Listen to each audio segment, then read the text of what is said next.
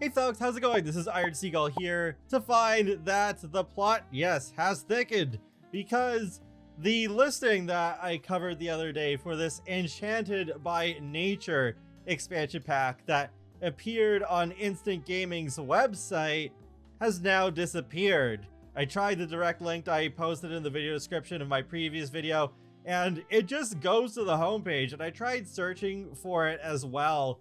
And while I can find all the other Sims 4 DLC, I cannot find this one. So that's really interesting, because when Instant Gaming typically leaks an expansion pack, they still leave it up until the pack is officially announced and all the information is out, and then they revise the listing with all of the actual official information. So that's interesting. This time around, they've taken down the listing entirely, and there's different reasons that it could have happened.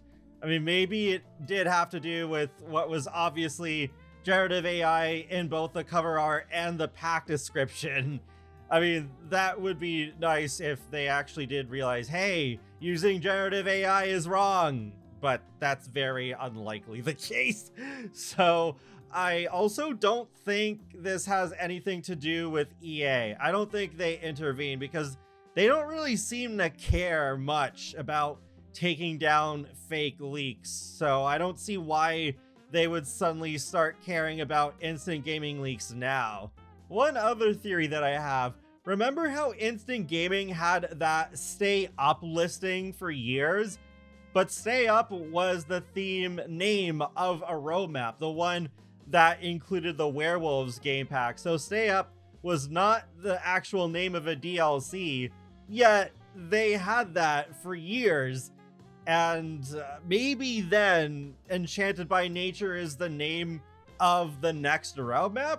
The more I think about it, the more that could be a very real possibility. Considering this roadmap would be covering the summer, it is very likely that it could have a nature theme in general going for it. I already was thinking it could have to do something with exploration, so that could tie into it. The roadmaps tend to revolve their themes around the biggest DLC that's releasing that quarter. So like Q1 2023 had a family reunion theme, and then there ended up being Growing Together released during that time. Or looking back at the most recent roadmap, Motherload season, that obviously revolves around businesses and hobbies and making that Motherload money. Or the fact they released like 1 million kits, so EA is making a lot of money. However, those of you who are hoping for fairies, don't lose that hope, because like I said in my previous video, a couple of credible leakers on Twitter did confirm that the next expansion pack is going to be about fairies. So that is still very likely happening. Just don't expect that information from Instant Gaming to be true at all, except for the mention of fairies and some general nature theme. But I didn't want to just spend this whole video speculating about why a retail listing was taken down.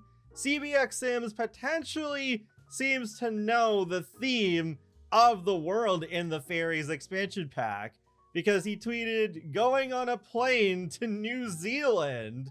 And that could be a really interesting, unexpected theme for a fairies pack. Kind of like what they did with Snowy Escape, because if I had just been given the name of the pack, not knowing anything else about it, I would have assumed, okay, we're going to the Swiss Alps. No, actually, Japanese-inspired pack. So that was quite an interesting sort of curveball. And I'm really glad they did that too, because we didn't even have any Asian-inspired worlds in The Sims 4 at that point. New Zealand, actually, I did visit very briefly on the way back from Australia. I stopped over in Auckland, and I was taken around just like a bit of the surrounding area. I wish I had gotten to see more of it, because from what I saw, it is a very beautiful country and could work very well with fairies who tie into nature quite a bit. And funny enough, I did a video on a Sims 3 custom world that's inspired by New Zealand. I believe you say it as Punawea, and that was 11 years ago? What? I knew it was a long time ago, But good God, I am getting old.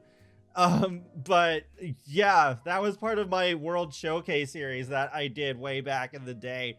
But yeah, that could be an interesting world. I actually have wanted a New Zealand inspired world officially in The Sims for a while. Not at the top of my wish list, but it's just like, oh man, yeah, that would be very cool to see.